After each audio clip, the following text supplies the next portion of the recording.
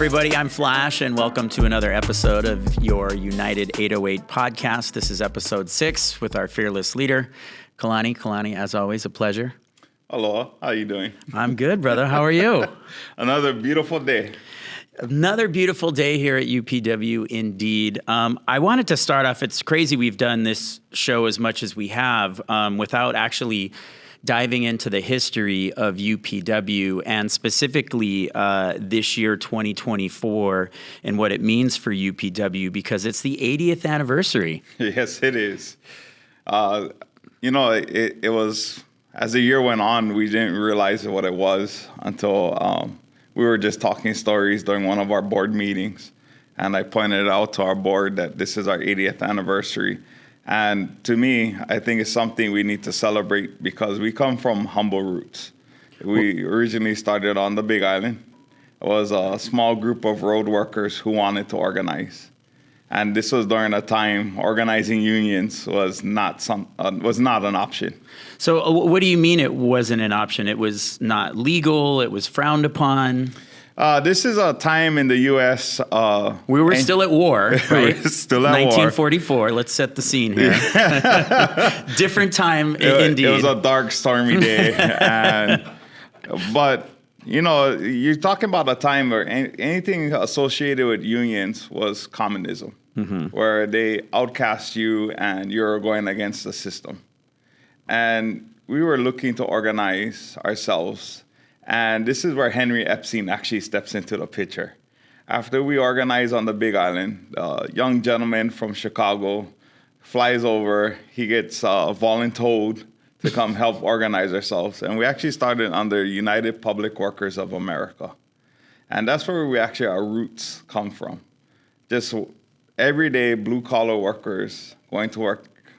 And they wanted to be able to organize for better benefits and better wages. And I think that's important that we celebrate that as our anniversary. I know there's medals and stones that go with it. So I believe the 80th is the oak anniversary. Sure. Yeah. But I don't think we have any oak trees in Hawaii. So we'll just call it the koa anniversary. But it's something that we want to celebrate this year. We want to make it go big. And we're actually going to plan for it this fall. So it starts in Hilo, and then it just slowly grows island by island. How did it go from such humble beginnings to get to where you are today? It's under Henry Epstein's guidance and the organizing that they were able to do back then. And I got to be honest, you're talking about workers coming out of the plantation days where pay and benefits was not there. Everything was pro-employer. So it was just be able to just go out, sit down with individuals saying, this is what we can do for you, and this is what we're going to do for you. We're going to fight for you. A lot of migrant workers, I would imagine, being taken advantage of, right, by correct. These companies. It was a big thing. And I believe it was in 1954. They call it the Democratic Revolution. But this is all the time where you have veterans coming back from World War II. The ledge was controlled by one party, and these veterans that were coming back home, they took over the whole ledge. And these are first generations from plantation workers, the kids. They saw what their parents went through, and they had to start making changes. And the way they make changes is they started making more friendly labor laws for the state of Hawaii. And look where we are now. It's a beautiful thing. It's actually something our chief stewards just started the process. Clear Hawaii, the Center of Labor, Education, and Research, is actually doing an educational program for our chief stewards. And the first step in the training is labor history. Know where we come from. We cannot repeat any of our mistakes. And it's always important to know where you come from and why and how you got from there to here, right? And that Correct. Can help inform where we're going next. Correct. And that's why it's so important that when we created the training program for our chief stewards, we wanted to make sure they knew where we came from, what roots and what foundation was built for us. It only took us 6 episodes. I'm sorry it took so long, but we should have talked about this a lot before. But the 80th anniversary of UPW this year, starting way back in 1944. I mean, Hawaii wasn't a state yet. We still had another year left in World War II. It's really some incredible origin story for UPW. Yes, you got to realize, like how you just said, war was just getting done. All these workers are coming back to the stateside, and they were going into work that was not organized. And to be able to come back in and actually take a part of the process to unionize was something special. Looking forward to the rest of this year with our 80th anniversary, let's start off with some good news and Kauai Medical. Well, that is some great news. We've, since taking office and taking over the leadership for this union, we've always pushed the employers and the ledge to try to create better medical plans, benefit plans for our workers and our members. And to me, this is how you fix the problem of vacancies. If someone goes to apply for a job and they're looking at a hotel that offers 100% medical, a retirement package, and then you're looking at the civil service work, that medical plans is an arm and a leg. Literally, you're going to lose an arm and a leg. Depends on if you take the standard or the HMO. But for Kauai County, the mayor on the island of Kauai, he was working with us, and he could identify as well that one of the best ways to take care of your workers is to create a better medical plan. So all civil service workers, county and state, for us, they have three tiers. You have the 75-25, the 80-20, and the 90-10. What Kauai County did was he took the 75-25, and he's going to cover the total cost for medical for the single, two-party, and family plans. Wow. Yeah. Family plan too. Yeah, family plan too. He's going to take care of it. And actually, this is... our members just got done voting on it. It was a great turnout for attendance, to be in attendance and to show their support of this. After reviewing everything, a lot of the members were in agreement that returning our old benefit packages of what we had is one way to fix the problems we see in the workplace. If we can get the vacancies up, we can get morale up. If we can get morale up and working conditions better, hey, at the end of the day, you can go home to your family and spend that extra time with them. And that's what we want. Also, without your health, you don't have anything, right? You need to be able to go and get something looked at or taken care of without having to worry about how much it's going to cost you. Correct. And that's why it's so important that what we were explaining to the members is right now, this is, you're not paying your deductible if you're under the 75-25. So this is money in your pocket.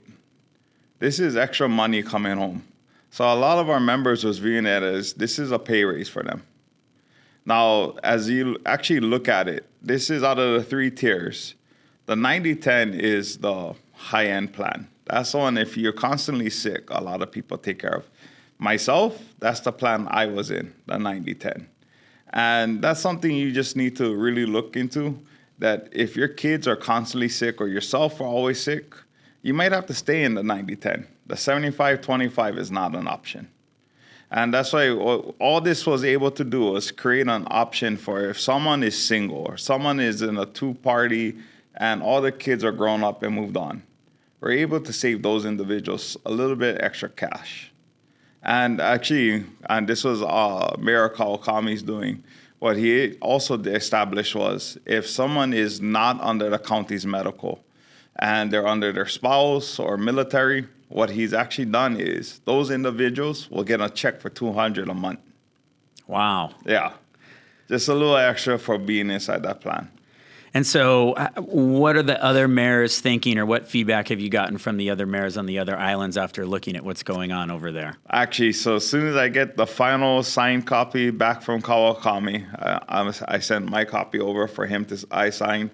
I sent it over to him. When I get it back from him with all the signatures and it's done, I plan on sending it to each of the mayors and the governor's certified mail. So I said, whenever you're ready, we'll sit down.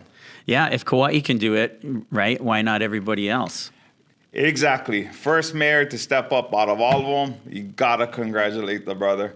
One thing we made sure our members knew, that just because this was happening, it did not take away from the hazard pay. And no way was this being done as a side deal for make the hazard pay go away. No. Right. we're still fighting for that with him. And by the way, we'll be getting to hazard pay a little later on in the show in detail, like we always do. No, like I said, you got to give him props. You got to give him a big aloha. I actually told all my members, I said, hey, when you do see him, you make sure that you just share with him that you want to thank him for the medical plan, and that as we move along, if we can move to the 80-20 to a stronger plan, would be nice. And then you can bring up the hazard pay to him. Baby steps. Baby steps. Actually, I'll share a cute story real fast from the island of Kauai. One of our chief stewards, his girls won an AU10 softball tournament, state tournament recently. And Kauai County was doing a proclamation recognizing them for their win.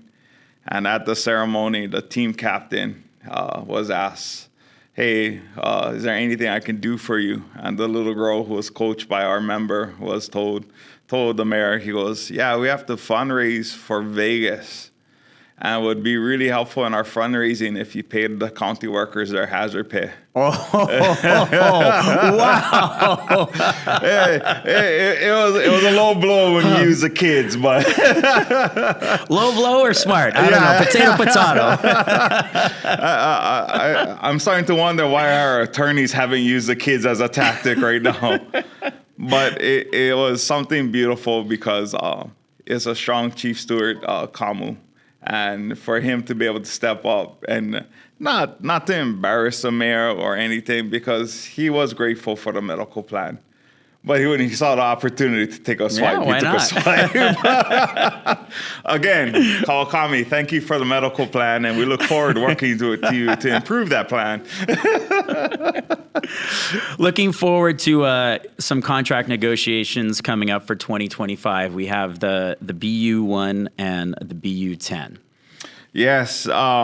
So we had over 400 proposals statewide come in. It was actually really beautiful. And we talked about this on the last episode. If you want to go back and reference the crazy amount of paperwork that Kalani and his team has to go through, because you do go through every single one of these 400 plus proposals, right? Yes. Actually, at the FNC, the full negotiation committee, which I got a compliment, was 2 days of 1 and 10, and it was very beautiful. We started off making sure everybody knew we were going to be Pono, respect each other's proposals. A lot of people put a lot of thought and heart into these proposals, so we didn't want anybody... Even the crazy ones. Even the crazy ones. And there was a handful of those. But the important thing is everybody kept true to that. Now, I don't know if it was the pule we did before or just the atmosphere of the family that we've built with this union, but it stayed Pono in both meetings, and it was really beautiful. The discussion we had, like I said, you got to go through each and every proposal, move, second, discussion. Bargaining at 1 took the whole day.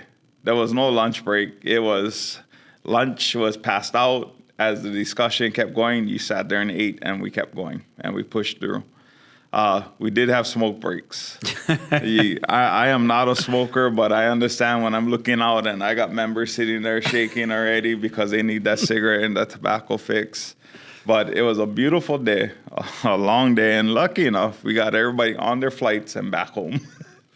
And again, you can reference our last episode when we talked about this in depth, but you say that every time this comes up, there's always some proposals that are just some fantastic ideas that are coming from the ground up, no?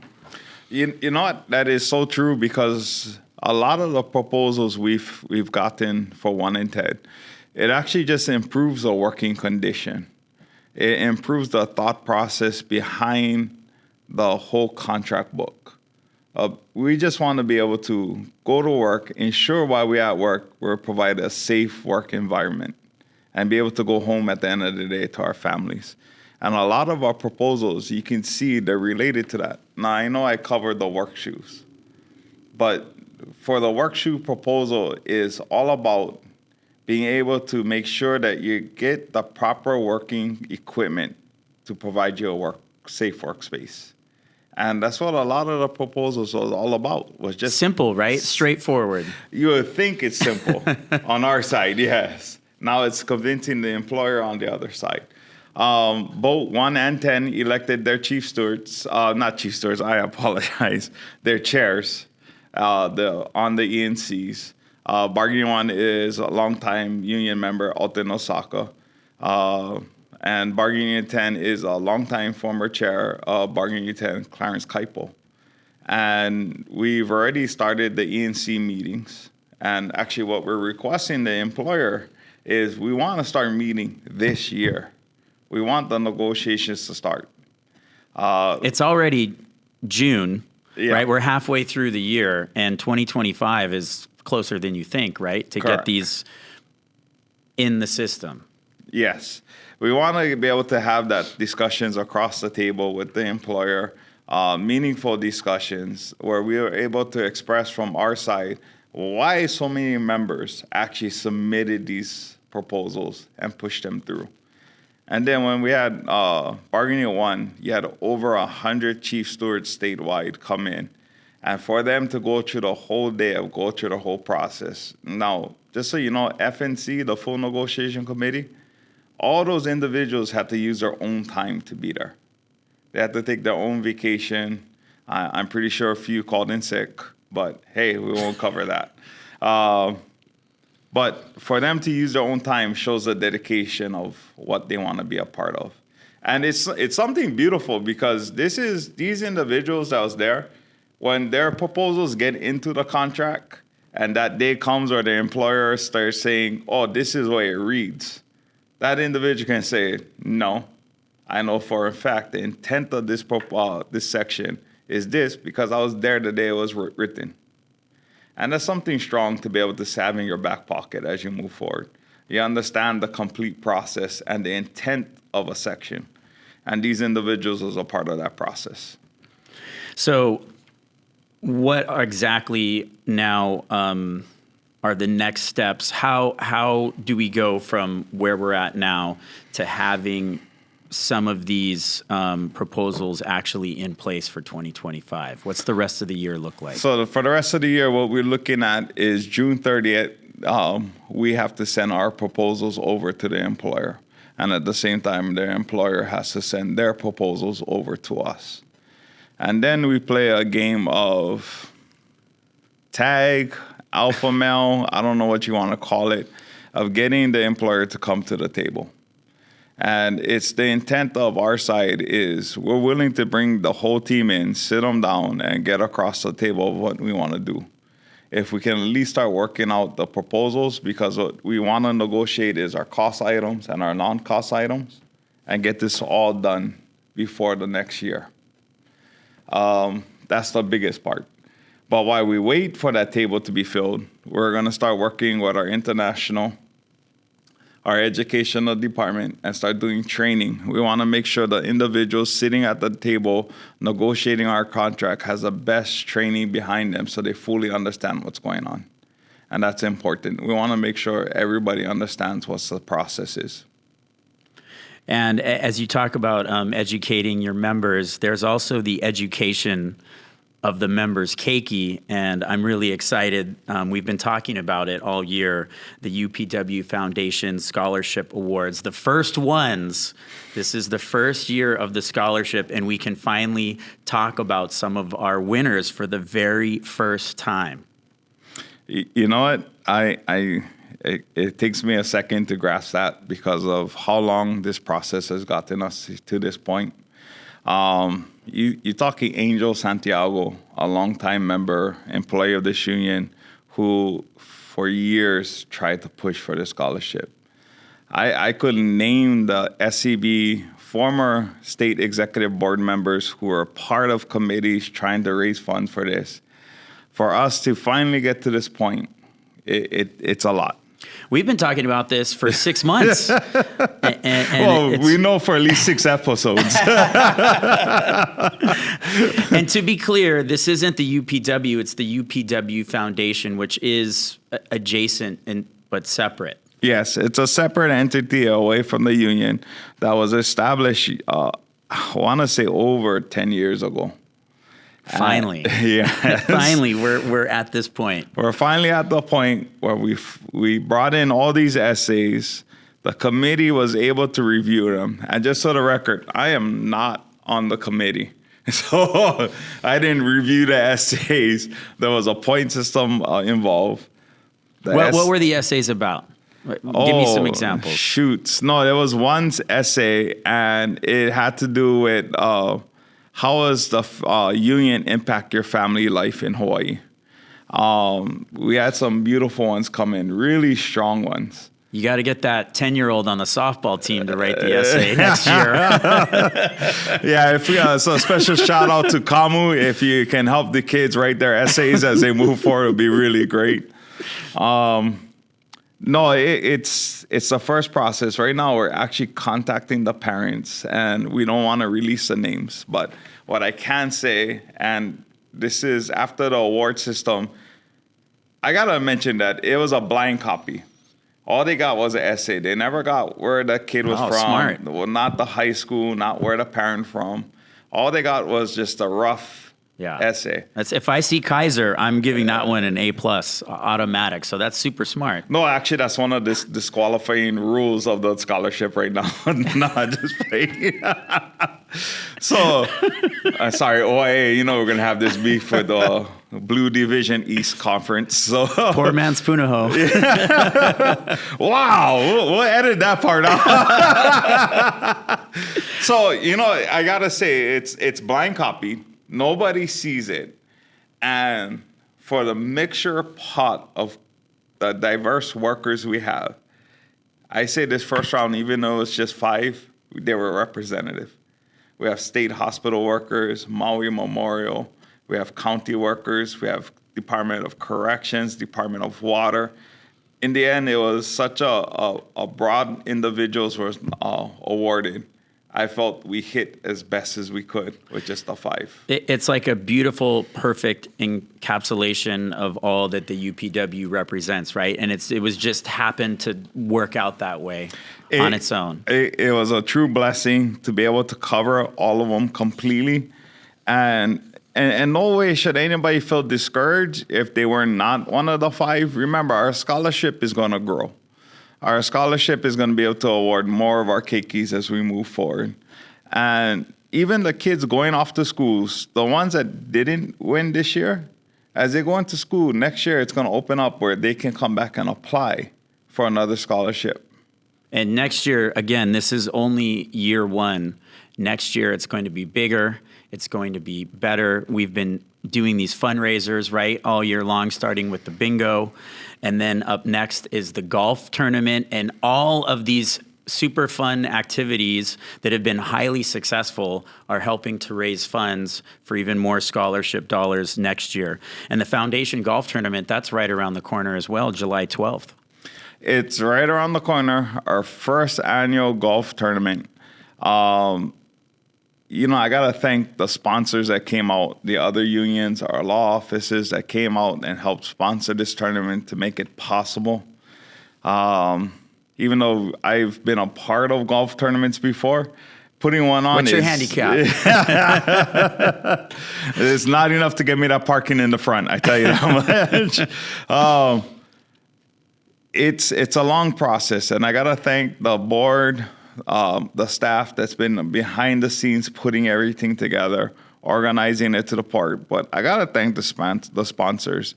I got to thank Ron Takeda at the Carpenters Union, Local 745, HGA, Randy Pereira, Ironworkers 625, Uncle George, big thank you out to them. Peter over at the Local 630 Masons Union, just to name a few of the unions that came out and sponsored this tournament. And then also, I just drew a blank. Kiani Alapa, his law office of Alapa Otake. These are individuals that stepped up and was able to help make this foundation, not foundation, but the golf tournament possible. And we got to give them a big shout out because they're the ones that, as we grow this scholarship program, they're the ones that are going to make it possible. Now, the golf tournament is just one entity. Big Island and Kauai already in the plans to have their bingo nights up and running. But we'll get you the dates at the next podcast of when those are going down. And I got to say, that's probably, even though the golf tournament is going to be fun, rocking and rolling,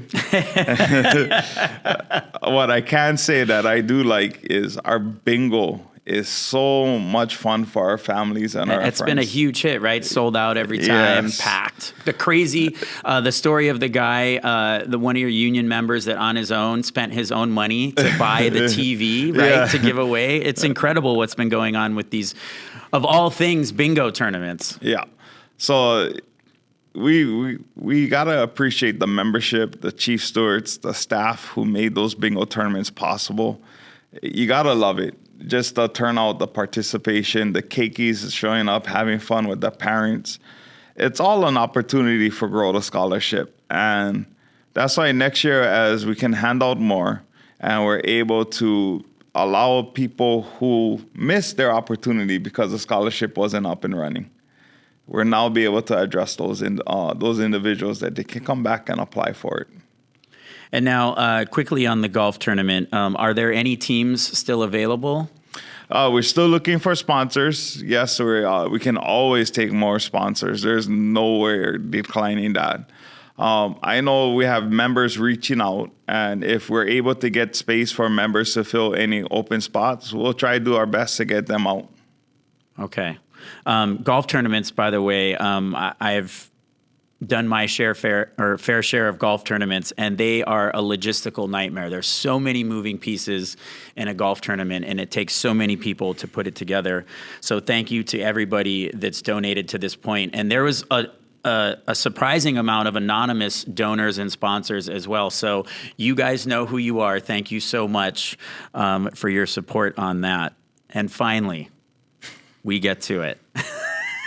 We always save the best for last. The THP update. I don't know if we saved the best for last, because what we're going to do in this episode is a little different. We have our Section 8s starting up at the end. Actually, by the time you see this video, Section 8s are going to be up and running. What we're going to encourage everybody to do is, you want an update, come out to the Section 8. We're going to be giving updates for each of the sections at each of the islands in person there. So you want the latest update this round, you got to show up. It's going to, remember, our Section 8 is paid time off. You have to let your employer know. As long as operations allow it, you can show up to our meetings. We're going to make sure each island has enough Section 8 so everybody can be there. Not only are we updating the THP, the temporary hazard pay, but we're also going to be getting everybody ready for register to vote. And that's a big thing, because right now we're actually wrapping up the process of interviewing our candidates. It's November's right around the corner. Of course, before November is August with the primaries.